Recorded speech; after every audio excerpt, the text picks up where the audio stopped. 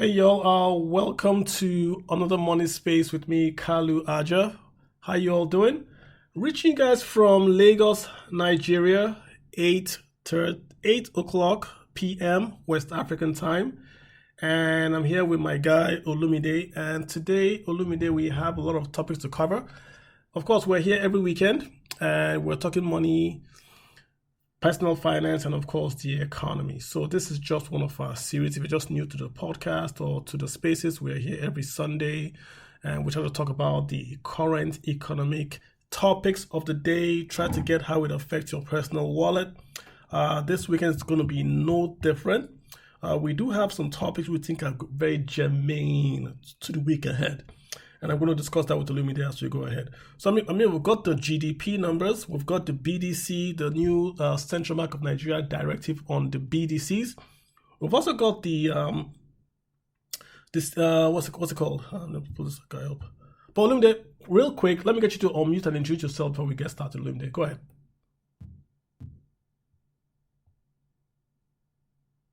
Yeah, thanks for having me, Kalu. Good evening. I can't remember when we had this space in Nigeria, so Yeah. it's been a pleasure. For those that attended the book launch, I think we saw a sizable amount of people, and a lot to say about the Nigerian economy real time. There are a lot of things we highlighted, and just like you said, key pointers this week. We have the all important MPC meeting. Last time, the last time we had was in July. Well, I'm just a financial market writer. I write in different platforms around the world. I'm also an analyst for an Israeli and an American firm. I also trade on the side. So I have a private fund closed, registered but not open for investors. So I practically live on the market. I read the market and I write on the market. Thanks for having me, Carlo.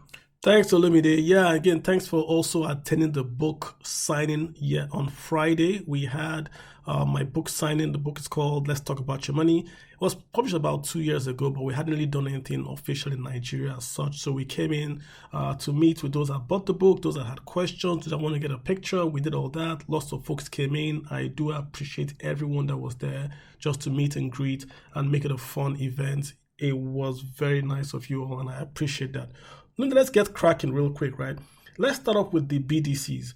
The CBN came out this week with a series of guidelines. We don't want to go into all what they are saying, but it's all about they want to regulate BDCs. They want to turn BDCs to quote unquote the same way banks are regulated.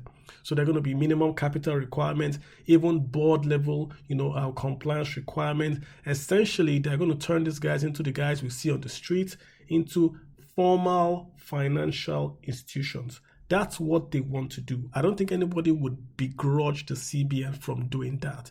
The question we are asking, I particularly am asking, is that does this then translate to supply? If a BDC today is not regulated and has no supply, will a BDC regulated tomorrow get supply? What's your take on this? Very interesting point that. I think if you look at the circular, I don't think they're concerned about supply. I think it's about managing the effects of the system. And if you look at the narrative, first of all, they want to digitalize FX payments, which I'm totally in support for, because if you look at one of the concerns I've always had about our FX markets is that substantial amount of cash is outside the CBN jurisdiction. And that was why I was a bit worried that why eating the P2P markets when we still have OTCs, particularly real estate market, we know a lot of sizable amount of dollar cash laundered in that market. You recall what happened in Kaduna and Lagos. The total amount of those alleged looted funds would definitely meet a normal one's annual FX bank revenue. So I think what they really focus, what Cardoso is really looking at is what Soludo did with the banking capitalization. The strategy is that he wants systemic players.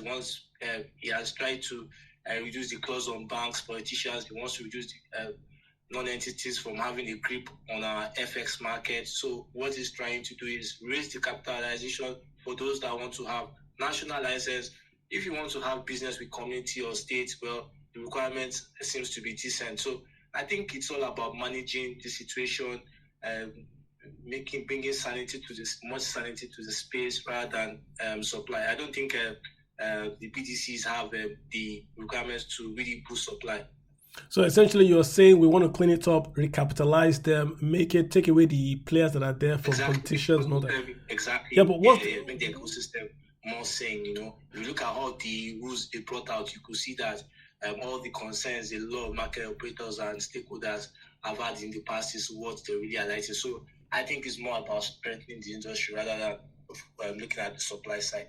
Yeah, but why? Why? I mean, when I travel, you go to maybe Montreal or wherever you go to, the BDC guys are the shopkeepers, the guys that exchange tourist dollars. They don't need. Do you need 5 billion capitalization to be a BDC? I've once argued that we can have the restaurants, the mama puts, all those people in quote as BDCs. What's the requirement? Why do I need 2 billion and a board of directors to be a BDC? All I'm doing is just taking dollars and giving naira. Why? They just. You've forgotten that you are in the world's most liquid financial market. You are in the world's most efficient market, and definitely look at a market that has 6 trillion waiting in money funds. You can't compare it with the Nigerian market.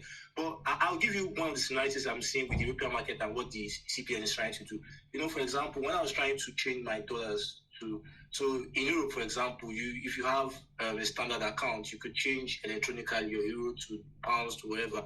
But it becomes a problem when you're within the system, except you're at exit points in airports and not unlike what you see in America. So, for example, you want to change your euro to dollar cash. It's not that easy, except you do have a special account. So what they're trying to do is that, okay, well, if you really want to have business with our FX market, you must have some form of exposure. You must have, because, if you look at the number of BTCs, I can't really remember the number. Many of them are being tagged as political exit points, Asia's exit point, just used for money laundering and things like that. And it has not met the requirement because the essence of BTCs were to provide liquidity, take it closer to consumers. We've not really seen the advantages. Banning or not banning, we've not really seen much advantages. So I think what Cardoso is really looking on is body language from all the secular areas with this is that anybody that wants to have business in the country's FX market must have some form of capital requirements. And I don't think that is out of place. Okay, essentially, if I hear you right, we're targeting the corruption side of it. So, for instance, they're going to do the digital transfers, which means a politician cannot just bring in 10 billion naira and get $1 million, things like that. That's really where they are going to do clean it up. That's why, exactly. And that's why you could see that there's another circular that says, okay, henceforth, even if you are collecting PTA or BTA, wherever, you get limited amount of cash. You see, one of the problems we've had over the years is that there have been a lot of cash that have not gotten back to the system.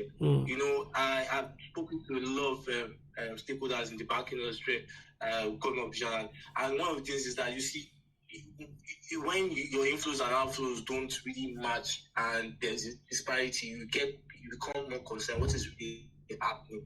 So when you can capture the transaction digitally, it's not a problem for the Apex Bank. It's not a problem for the Apex Bank. And that's why I did a survey, I think for the past 2 weeks.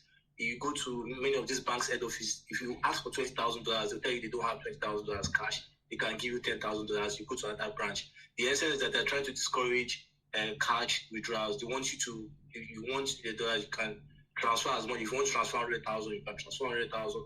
But the cash, they are trying to reduce that price. So I get what Cardoso is trying to do because he's trying to look at the fact that, okay, if you need dollar within the ecosystem, you have legitimate. Why don't you do transactions? Why are you saying cash? Why do you want cash? Why? So those trading and things like that is trying to reduce that. A lot of arguments is that, well, with that, really, implementation has been the problem. And the problem the CBN has is that because unlike the US Fed, where they can really talk to sister agencies like the Department of Justice to really force enforcement, the CBN is quite conservative when it comes to enforcement. FX free trading has been banned as far back as 2015, but implementation has not. So implementation is what's going to make the difference. And I think that's why Cardoso said, okay, we're coming for a recapitalization, then we'll go to the street. Okay, so that just be very clear. So this is really a focused on the corruption, illegal flow side of the business. This is not to do with the supply side. So a bit clearer. Okay, so just the final note on this. Okay, in the final note, right? So we're doing demand, we're doing supply. The CBN seems to be focused on the demand side, i.e., it's restricting demand. It's saying you don't take your dollars out of Nigeria if you're an oil company, reducing the PTA. That's the demand side, you know. Do you think they are doing enough on the supply side to get dollars into the country? We've raised the interest rate to attract FPIs. Do you think they've done enough, i.e., on the supply side, to bring in those remittances? Do you think something like this harms remittances or has no effect on remittances? So that's two questions there. Are they doing enough? And do you think this harms or remittances or has no effect?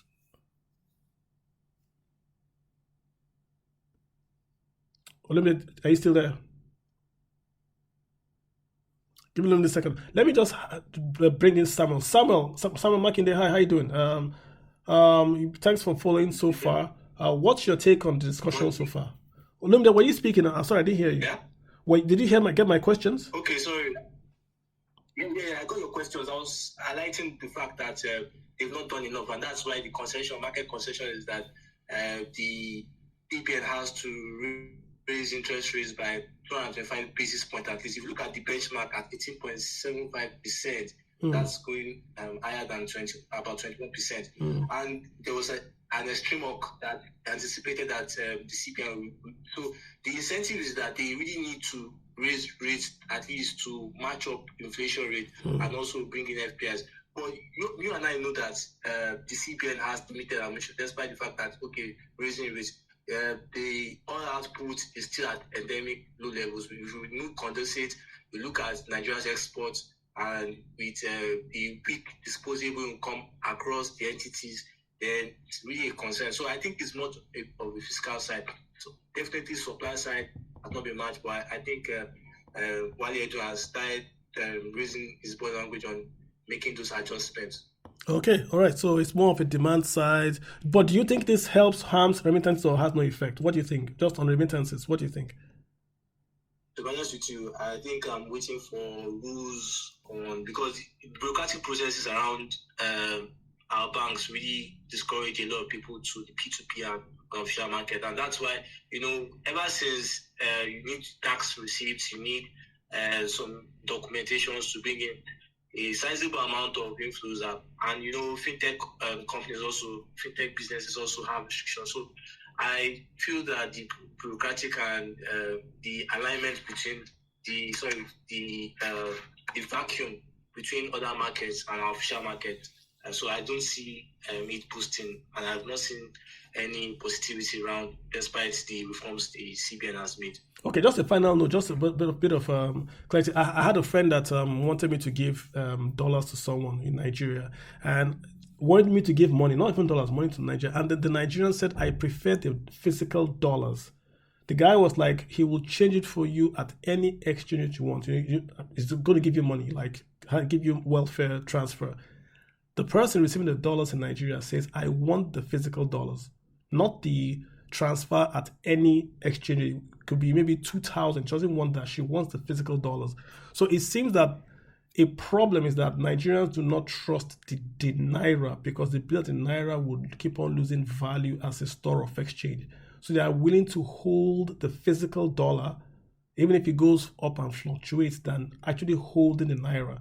So that could be somewhere where that's maybe the elephant in the room, where we don't want to hold Naira because of inflation. So we are demanding dollars just to hold, not to transact, but just to hold and save money. That's maybe what I perceive. Yeah, but it's not just that, Kalu, because I liked what you made a proper specification, physical dollar. Even you look at the electronic transaction, a lot of people don't want to make transactions even with their banks, despite the fact some have domiciliary accounts. I try to weigh in on why many people prefer cash, and different reasons: tax reasons, privacy reasons. They don't want it to be under the administration of the government. And those that prefer electronic transactions pretty much are now going to the P2P market. So we have a problem in our, not just for value, And that's why the CBN says, okay, you know what? If you want to do dollar transactions, we're not saying you should not do dollar transactions. We prefer it to be digitalized. So if you collect PTA, you're going to get 500 maximum in cash. Your remaining 3.5 is going to be on domiciliary account. You can spend on whatever you want to spend it. And you know, there are rules that if you don't spend, you should return back. So these are things that they will be monitoring. And you know, with your NIN, BVN, so they are just trying to Olumide, see let's explain that. Olumide, let's explain that clearly for someone. Let's explain that clearly. So if I come to Nigeria with say $2,000 and I want to change to $2,000, I want to change to Naira, they are saying they will give me 50%, correct? And then the rest will go into my Naira card. That's what they're saying, right? I get. No, what they say, no. What they say that's not for remittance. For PT remittance, it goes to your dollar account. Mm-hmm. Definitely depends. That depends on your bank rules. Okay. You know, like I mentioned earlier, like you visit some banks, they'll tell you that you can't get all the cash. Like maybe you come back later. They are discouraging cash. They want transaction, but they want electronic transaction. So for example, if you apply for PTA, personal travel allowance, you know that $4,000 you usually get. Normally, you can get everything in cash, but it's no longer the case. Now, what the CBN is trying to do is that, okay, rather than giving you all in cash, they pay it to your domiciliary account. So you can use your card payment or electronic tool. So you get about 500 maximum in cash. The remainder is in your account. So it helps the government to see how or what their citizens are and capture who really is spending dollars, because you see the cash transaction over time, and you know most times there are rules that when you don't spend dollars you bring it back. That rarely happens. So these are things that CBN Bank will be able to see. Okay, these are what these guys are using dollars. So, well, it's left to be seen if that move will be successful. But what I can pretty tell you is that CBN is trying to reduce dollar cash transaction in the ecosystem. True, gotcha. Olumide, but to be clear, there's something in the BDC guidelines that the BDCs will give you Naira card. They will give you a Naira card when you want to. Yeah, there's something that I can look for it when we go to your top and bring it back to you. I didn't see that. Okay, I didn't see that. Okay, I'm not seeing that yet. All right, let's take, before we move on to the next topic, it's going to be Binance. Let's take Samuel and Abba. Samuel, you've been on the call. What's your take on the CBN BDC and all that? What's your take? Samuel Makinde. Hey, Samuel, you got the floor. Go ahead. Going once, going twice, going thrice. Let's get Abba. Abba, what's your take as well? Go ahead. All right, so I cannot get brought to speak. So, Olumide, let's move ahead. Let's talk about Olumide. The big issue also this week was Binance. We had a back and forth with Binance, and the summary of it is that we had this rumor that Nigerian government had sort of, is it banned or capped or threatened to ban Binance from operating in Nigeria. As a result of that, we then got it confirmed by Mr. Bayo Ononuga, the spokesman to the president, that indeed Binance, Coinbase, and some other guys had been, should we say, their operation had been restricted in Nigeria. I'm not really sure what that means. Then we had Binance come out and say that their platform is not for, they don't want to set prices. They want to do pure price discovery, meaning that they're not going to take orders from the government to set a maximum selling price. I saw reports online that you could not sell more than 1,800 or so. If you try to sell more than 1,800 on the app, Binance would block you or so. What's your take about what's going on? Can you just give us a run view of what's happening with Binance, Federal Nigeria, and that crypto space? Okay, so first of all, when I heard the news, I tried to reach out to sources because based on what I do, I try to get official correspondence on such issues.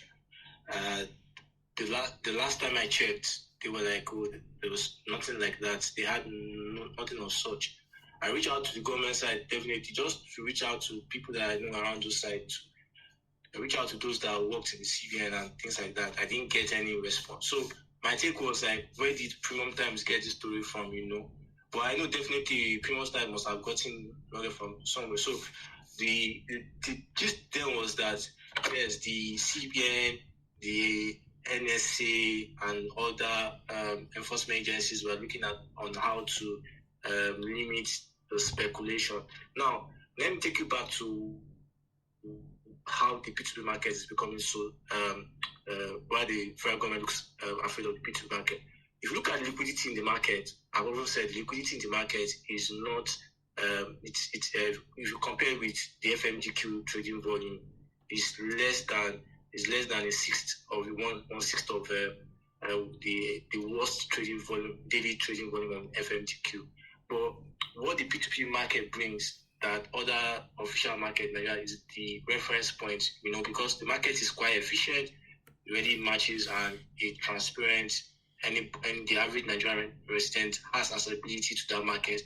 So a lot of people use that as a gauge, and the government got worried and things like that. Now, back to the P2P. There's some fallacy and there are some fact. The fact is that there are restrictions, because when you look at the website, for example, if you click on Binance on certain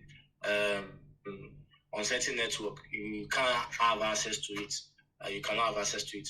But the app definitely is functional. At least I'm around and I've been able to use the app. I'm an active user of Binance app and other crypto exchanges. So I think the government is playing a smart one. Apart from when the presidential spokesman confirmed the premium time story, there's no state official that was willing to, because they understand the social currency the crypto market plays on the average Nigerian. And they saw it backfired when the CBN retreated the ban in 2021. So I don't think the government right now wants to be on the bad side of the populace. So we didn't see an official statement. Then the vacuum became amplified when Coinbase said, the CEO of Coinbase said, no, Nigeria still has access to. So there's that kind of confusion. But, let me retrace. A lot of people said it was not repaired. What happened was that, if you look at press release, balance released, it was suspended. And at some point, transactions, what you saw in the P2 market was restriction.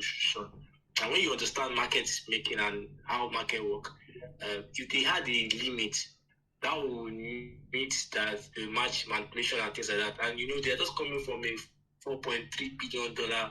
So the compliance team around Binance too, they don't want to hear things like, they don't want to hear things from that. So because who knows, maybe the Nigerian government can take that on them and they pay. So they are very careful, and that's why I said there was no. But yes, it's true that at some point the platform was broken. I complained about price mechanism, and that the price mechanism was so volatile because at some point it was moving 50-20 naira per hour. So I think they suspended it, and before we saw people trying to, participants trying to bring the price down. Now, if you look at what's happening right now, the trading volume has dropped significantly, but it's still averagely normal. But the P2P now, the Naira is trading at about 1,005 before the spaces. So, the narrative is that market move by perspective, greed, and fear. So, a sizable amount of users are like, oh, wow, we don't want federal government issues. And so they're selling off, and we see some stash going on. But that hasn't reflected on other currencies or in the physical black market. But I checked out at Marina, I checked out at Ikeja. I saw some people selling at 1,550 to 600 on Sunday. But Sunday is not really a good reference point because the market is highly liquid, and that physical black market is not very accurate when it comes to price specifications. So these are the summary of what's happening on the P2P market. So Olumide, in effect, right, it looks like there's some back channel between the federal government, maybe, and Binance to say that maybe a cap on the upper limit on the exchange on Binance. I read somewhere that they are not happy that it looks like the market is taking direction from Binance and is reflecting on the Forex market. So people go to the Binance P2P market, see 1.8, then they sell their dollars 1.8 in Nigeria on the normal P2P on the black market. What happened was that when you go to, Carlo, when you go to 1,820 something, I can't remember the accurate price, the price mechanism was suspended. If you notice, most of that, at some point for like 45 minutes, you could not even make any trade. For 45 minutes, you could not make any trade at that point. Now, it's very, because the Binance will never tell you that they capped, they will never tell you that, because that's a serious trouble, the regulatory problem for them. You cap manipulation because you don't cap. The market is not. The market is should be like the floating market. It's not a fixed system. When the exchange caps, it becomes a regulatory problem. Despite the fact they don't have any regulatory, so they will not tell you cap. The people are just speculating at the cap. And I've explained that there was at some point, because if you look at from that point, it has been dropping. And if you say cap, now look at the price is trading right now. If you say cap, then it means that. So what they can do is do two things. Maybe indirectly, the federal government spoke with, because they are not regulated. So these are not official channels. So they would have gone through unofficial channels and linked out. Okay, see, we want you to. I'm just giving a guess, because if you look at the price, if you look at I've been watching the volume at certain price levels. They try to hit at certain prices, and the market keeps bouncing. But my fear is just that, you see, despite the fact that the government looks like they are having it under control, because ever since the nation of ban, if you look at from the peak, it has dropped considerably. But I covered it in November when it dropped below 1,000, and it sprang back above the 1,002. So while the government seems to be on top of the narrative, the question here is that can they really sustain it, and can they maintain it? That's another $1 million question. But right now, I think exchanges and Binance understand the rules, and capping will not be something they want to say. And that's why I said the press release said it off. They explained that they don't support manipulation, they don't support the official statement. And I spoke to those that work in the listing department. In fact, I'll be in Paris blockchain next month, and one of the theme of is market efficiency. So I think they will not want to be on that slide after the aftermath of paying $4.3 billion to the Department of Justice of the United States. So Illuminate, just to be clear again, right? So if we look at the Binance action, which is, even if it's a rumor, there's a rumor that the government is intervening there to cap demand. We go to the BDC, there's a rumor that, it's not a rumor, the government wants to cap demand, i.e. by regulating that unregulated sector. These are people on the streets. They want to bring them in, regulate you, put capital base so that they can hold people accountable. They said don't have an office. And I just looked, just to clarify, I looked, if you bring in more than $500, I believe that's what it's saying, you would have to get only $500 in cash. The rest is going to be into your Naira card. So more than $500, you would get the rest on your card. Below $500, you will be given cash. I just looked at it. So if you sell, okay, that's fair. That's fair. Yes. If you sell 10,000, just like what you said. If you say they've been talking, why would you talk? For example, why would I be talking to you, Carl, and you ban me from coming to your house? Do you see? Is that not a contradiction? Why would I be good terms to you and you ban me from coming to your house? That's what, because if federal government banned Binance, restricted Binance portal, then why is third party? So that's where it gets complicated. And you see, what the federal government is doing on their smart side is like, see, we know how it played out when the CBN released press statement on crypto ban. Well, we've not made it official, but Binance, we don't really want to have much to do with them in their ecosystem, because the truth of the matter is, if they have a talking arrangement just like what is reported, then it makes no sense for you to ban the Binance from your network. It makes no sense, because what conversation are you going to have? At least for the meantime, there will be a breach, there will be some at least there should be discussion before you make your final. So I think the rumors are just conflicting, because if you sit down and analyze all the rumors, you see that it's not connecting at all. You cannot ban an entity and you say you are still talking to them to cap if that doesn't make sense. Okay. And Binance is coming from a place that understand market manipulation, so they won't want to do those things. Okay, great. I just want to make sure that folks on the space understand what the BDC regulation is saying. If you want to sell more than 500, they will transfer to your bank account. And if you're non-resident, so if you come from the United States or Canada and you're selling maybe $6,000, they give you $500 cash. The rest is going to give it to you in a prepaid Nigerian card. That's what the law is saying. If you're below $500, they can give it to you in cash. So in a way, they want to know who is selling dollars in Nigeria, and they want to give you Naira cash. It's going to be tracked. That's where they're going to. I think you're making a mistake. Is it Naira cash or Naira card? Because if you look at it, Naira dollar card. Nigerian Let me read it. Let me read it word by word. The payments to customers for cash purchases of foreign currency, the equivalent of above $500 shall be by transfer to the customer's Naira bank account. If the customer is a non-resident, a BDC shall issue the customer a prepaid Naira card. So if you live in Nigeria, they will send money to your bank account in Nigeria. If you're not living in Nigeria, they will issue you a Nigerian prepaid Naira card. This is the BDC proposed guidelines so far. Above $500. Yeah, that's what they're saying. So my question really was going to, like, they are stressing the demand side. They are stressing, okay, we're going to try to tamper down demand by bringing sunlight and regulation to that space. What about supply? Well, we know supply is coming from crude oil.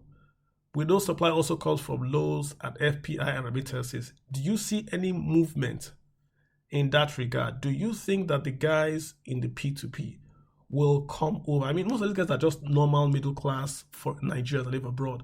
They want to send money to their mom. Do you think representative BDC will make them come, or would it be a turn-off? Just your sense of what the market is saying, what that market is saying. So from what I'm saying, I think the CBN really has work on to convince the populace, particularly young people, because a lot of young people feel that the crypto market is being alienated because of the fact that it's an attack to their prosperity, to the avenue for prosperity, or avenue to make deal. We are in a place of high unemployment. So there's this trust issue between the government and just like I said, Kalu. Yeah. It's not for now. Is it going to push to the official channel? That's a $1 million question. I wish I can answer that. But what I will tell you for free is that the amount of drawdowns we've been seeing in the past will definitely be moderated. Okay. Because they are more concerned about inflows. They are more concerned about managing FX right now, because I think it makes a lot of sense, because there's a limit to what the fiscal and the monetary side can do, apart from using monetary tools to bring. It's more on the fiscal side, just like Righty said. But what they can really do is reduce the drawdowns, reduce the outflows, or make sure that whatever comes in the system is properly utilized or managed. And that's what the regulation is all about for now. Interesting. Okay, let's pause it there. Let's just clear the space. If you guys want to speak, let me just see if they have a few comments here. We've got Lavish Godwin. What's your take? We're talking BDC. We're also talking the CBN, Binance, Nigeria. What's your take on all this? Okay. Hi, everyone. Thank you, Mr. Kalu, for the opportunity. Thank you, Olumide, for the great insights too. Okay, so my point is about Binance specifically. I think that I'm just going to be very, very real and direct about this. I'm not going to beat around the bush. I think that the approach, or whatever strategy that FG, federal government, is using to want to manage the value of Naira is not working. A direct attack on cryptocurrency is also not a very good way to go about it. If you saw what happened a couple of days when Binance and some other crypto exchange website went down, if you saw what happened, there was it looks like for a few hours, it looked like Naira was gaining value, and then dollar dropped from 1,800 or about 1,870 to 1,320. It went that low when Binance was down. It went that low. But you see, what happens is that whoever is thinking about helping dollar to gain value by attacking crypto is not going the right way about it, because Nigerians, specifically Nigerians, are going to find other ways to trade. All right. Now, if there's a new high in the market, if there's a new high of high in the market, say dollar hits 1,900, that's the new high. That's the new support level. whatever happens, there are people that we call whales, all right? These are big-time investors in digital assets. They buy in the millions. They are not ready to make losses by selling off because our naira because our naira is gaining value. All right, because people are selling out of fear and then they also sell. No, they're not going to. So that's a new support level. That's a new high. Whatever the naira does around that time, around that zone, it's definitely going to come back. Dollar is definitely going to come back to that high of high, because there are other exchanges like the Bybit, like OKX. As a matter of fact, I know a lot of people who chatted me that night and said, hey, Lavish, what's going on?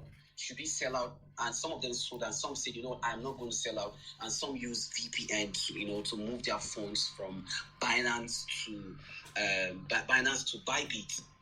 Guess what? What happened that day was the rate was declining on Binance, but it wasn't declining on Bybit. Interesting. As a matter of fact, it wasn't declining on Bybit. As a matter of fact, when the rate got to 1,320 on Bybit, it was still around 1,630.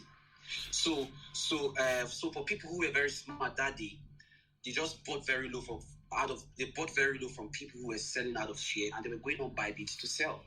Bybit also has similar futures like Binance. So if federal government went through the back doors to have some sort of negotiation or whatever with Binance, it is not affecting Nigerians and it is not affecting the rate in any level. All right. Now I want to say something that might look like the very opposite of what Olumide said. Olumide said that it was rumor that Binance didn't put cap on the sell rate or something like that. Olumide, it was actually not a rumor. It actually happened. Do you understand? It happened because now, unfortunately, people could no longer sell above 1,802 naira.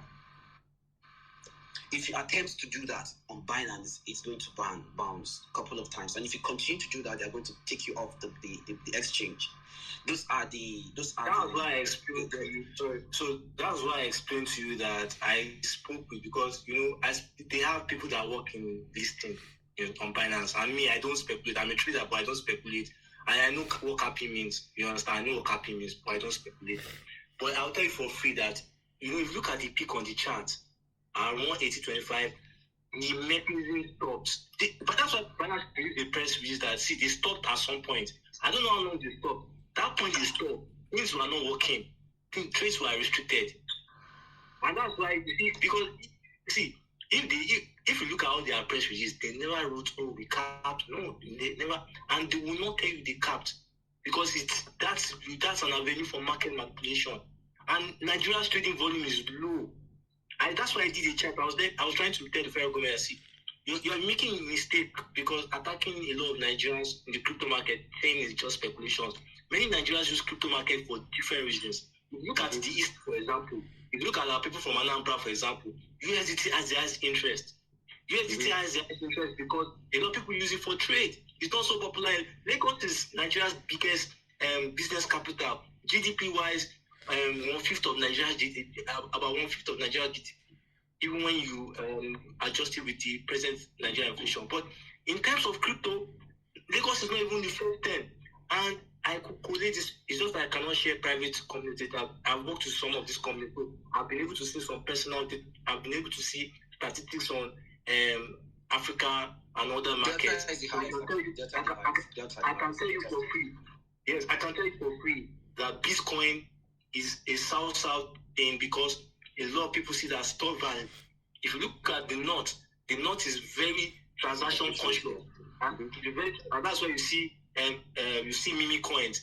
The only unique one was Lana and Ethereum, the North Central. So Nigerians have different use cases for the crypto market, and that's why I said that the financial market has gone beyond 1+1. Behavioral finance is the money of the future, and that's why I tell a lot of businesses, when you come to Nigeria and you don't understand the culture of Nigeria, you are going to lose a lot of money, because a lot of people focus on just Lagos. Lagos has PiggyVest, we have Paystack, we have 25 registered.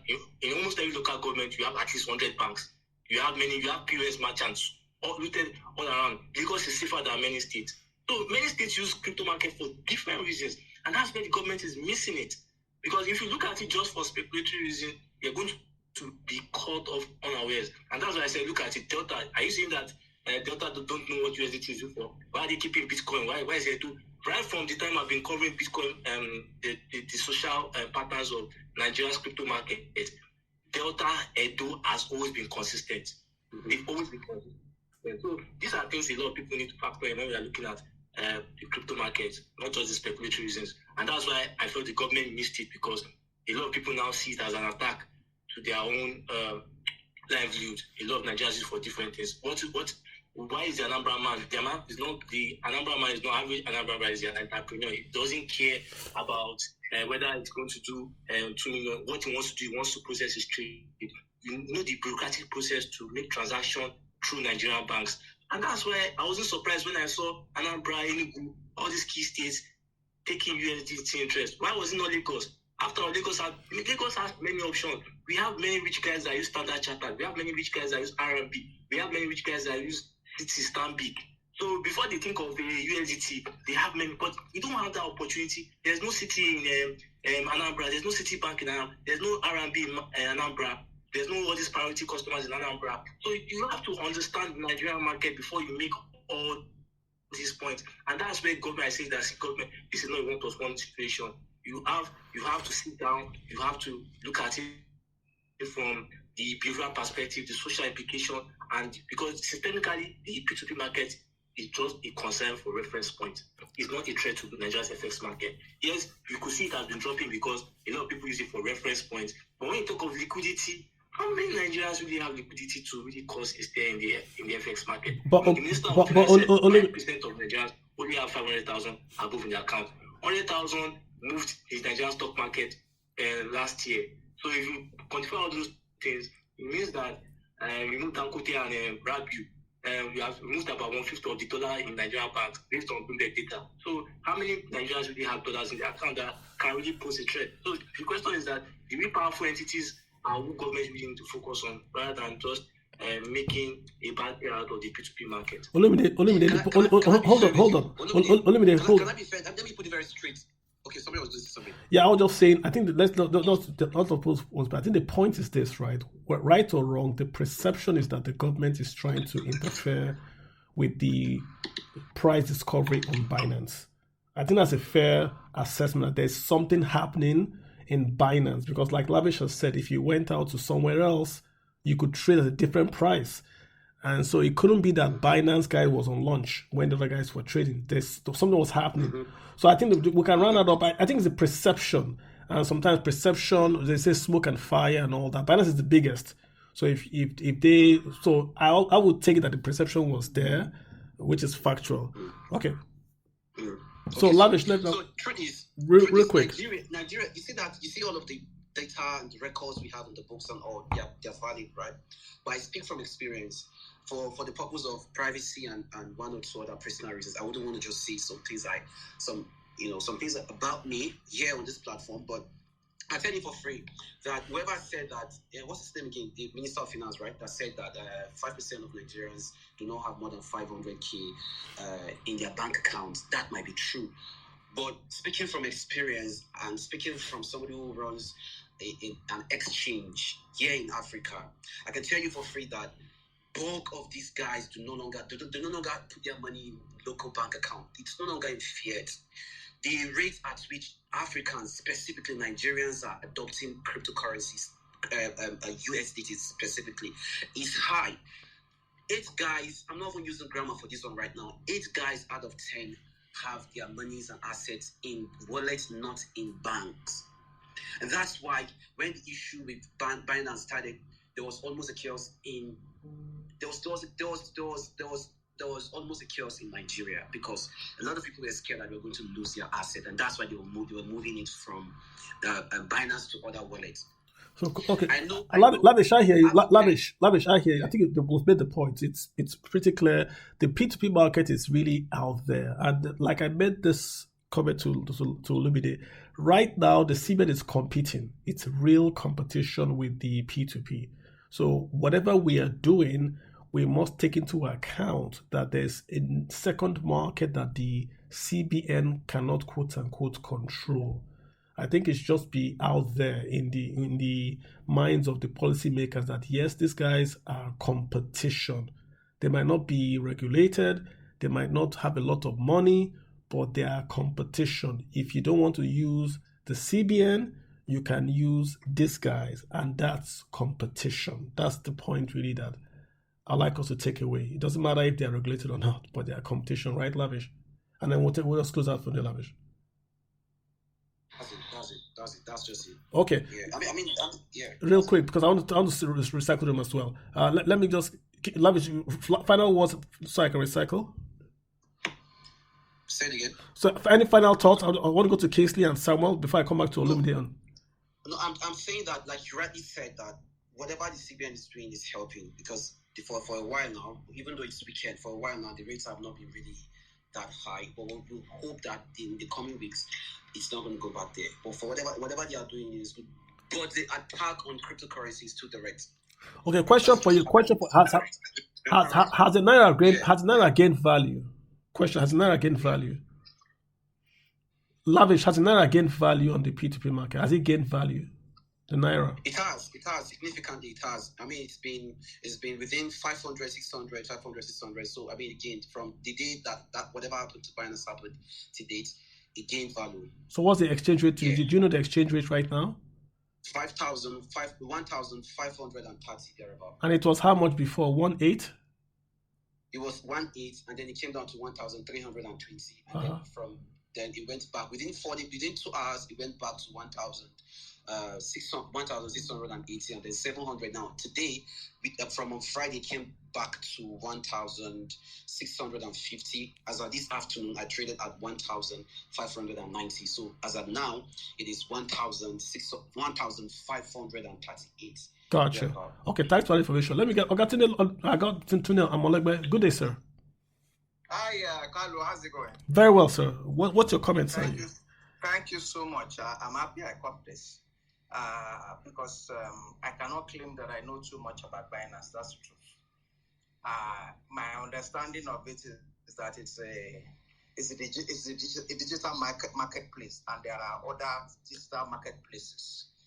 And the truth is that I believe even before the advent of these new guys at CBN, before the decision to float the Naira, I believe that Naira as a currency was trading on Binance before. All right? And I doubt very much if the sort of volatility we started seeing in that market was this much when before the decision to float the before the decision to float the Naira came up.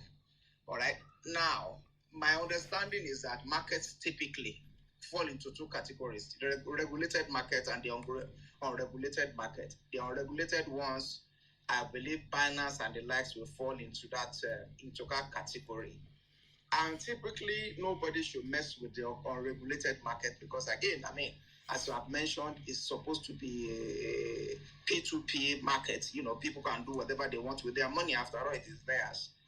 I think that we are seeing the sort of attention that the likes of Binance is gaining now because, unfortunately, their action is now having real life consequences.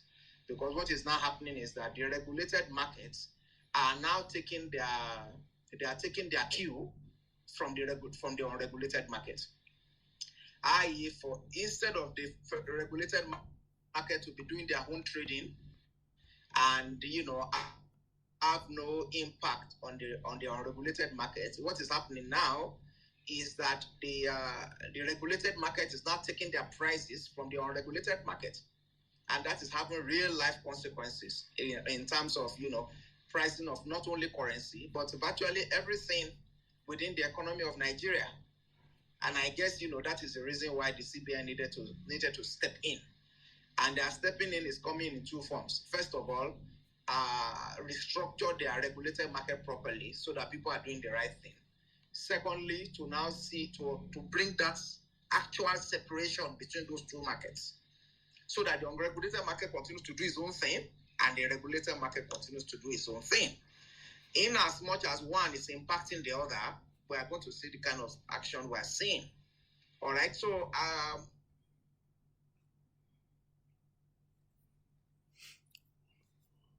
think I lost Tunde. If you can hear me, I lost your audio a bit. Okay, I think an important point Tunde I just made there that exactly the P2P, which is the unregulated parallel market, is actually the one driving price discovery for the Nigerian economy. I think we all knew that, and I guess that's why the CBN is moving. So I lost Tunde's audio. Let me quickly get King K here. Then Lumde will come back to you and then we'll continue our discussion. Let me get King K and Samuel. King K, you've got the floor. Please go ahead.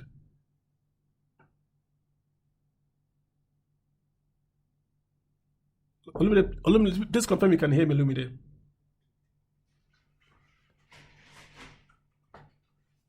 Hi, Olumide, can you hear me?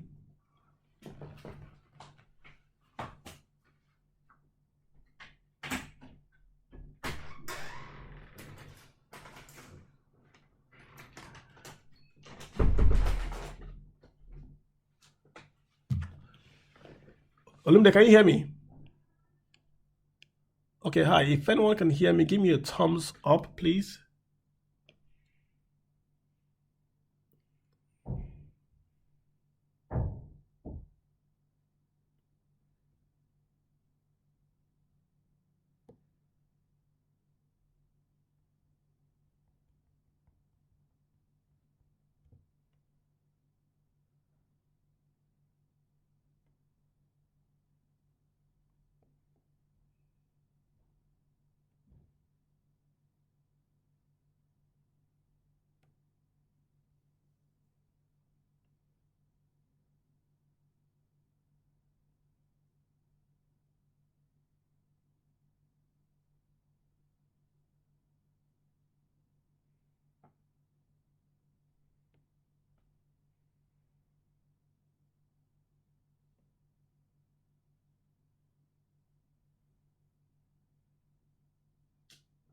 Hello, can you guys Samuel? I got Samuel Kingsley. Can you guys speak? Can you guys hear me?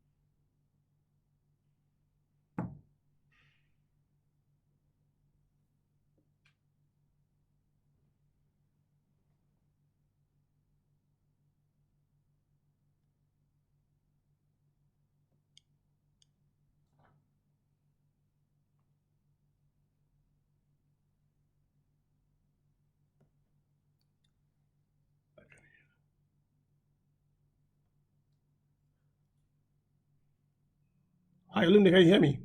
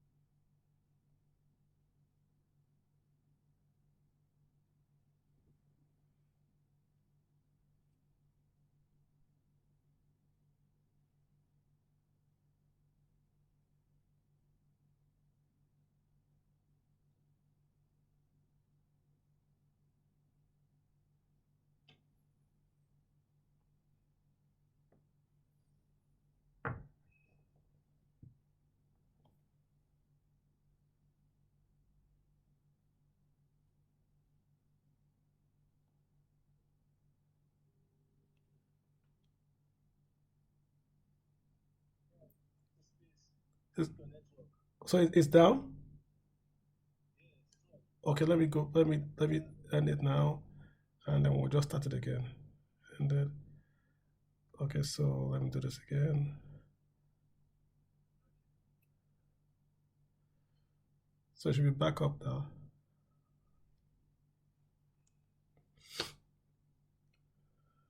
Turn the Wi-Fi. Yeah.